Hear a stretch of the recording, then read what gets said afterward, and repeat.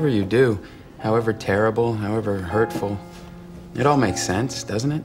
Il s'est imposé comme étant un acteur polyvalent qui n'hésite pas à faire ce qu'il faut pour obtenir un rôle. Bienvenue sur WatchMojo.com et aujourd'hui nous allons jeter un coup d'œil à la carrière de Matt Damon. Né le 8 octobre 1970 à Cambridge dans le Massachusetts, il grandit avec son ami proche et cousin lointain, Ben Affleck. Là-bas, il fréquente l'université Harvard avant d'abandonner afin de poursuivre une carrière d'acteur à Los Angeles. Sa première opportunité aura été le rôle dans la comédie romantique Mystic Pizza.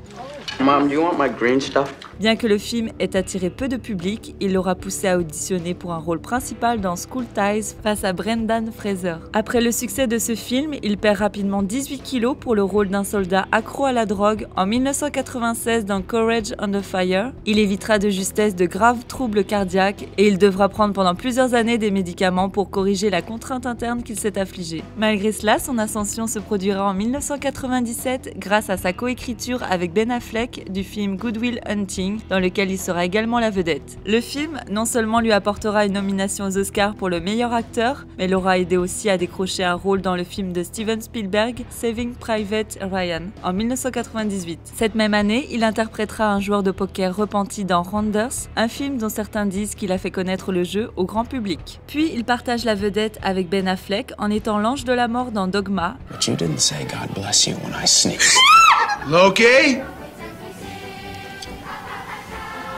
You're getting off light. Au même moment, il prend des leçons de piano en vue de décrocher le rôle d'un sociopathe dans The Talented Mr. Ripley. Au tournant du millénaire, Damon apparaît aux côtés de George Clooney parmi un casting de stars en interprétant un jeune et optimiste voleur dans Ocean Eleven, un remake du classique Rat Pack des années 60.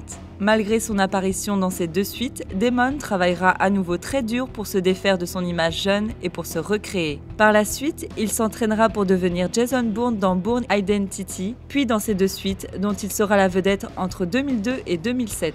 Illustrant sa diversité, Damon a également endossé le rôle d'un jumeau siamois dans la comédie de 2003 Stuck on You, celui d'un escroc dans le film fantastique The Brothers Grimm, et en tant que flic corrompu dans The Departed. Même s'il n'est pas bien connu pour ses rôles comiques, Matt Damon a progressivement fait partie de la culture populaire et est devenu un adepte de la satire. Ceci est entre autres le résultat de sa très longue rivalité bien scénarisée avec Jimmy Kimmel et pour son apparition dans la chanson de Sarah Silverman, I'm f***ing Matt Damon.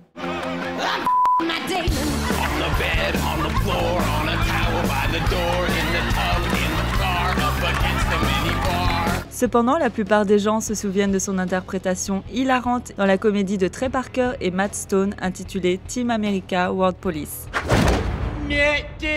Tout à fait par hasard, c'est en 2009 que Damon tournera en dérision son titre d'homme vivant le plus sexy en prenant 16 kilos pour jouer le rôle d'un dénonciateur dans la comédie noire de Steven Soderbergh, The Informant. Miraculeusement, il perdra tous ses kilos et adoptera un accent pour prendre le rôle du capitaine de rugby sud-africain François Pienaar dans Invictus de Clint Eastwood. En 2010, l'acteur joue dans un film de guerre où l'action est basée en Irak, Green Zone, en tant qu'adjudant à la recherche d'armes de destruction massive, et il est d'ores et déjà annoncé qu'il jouerait Robert Kennedy dans le film biographique du légendaire homme politique.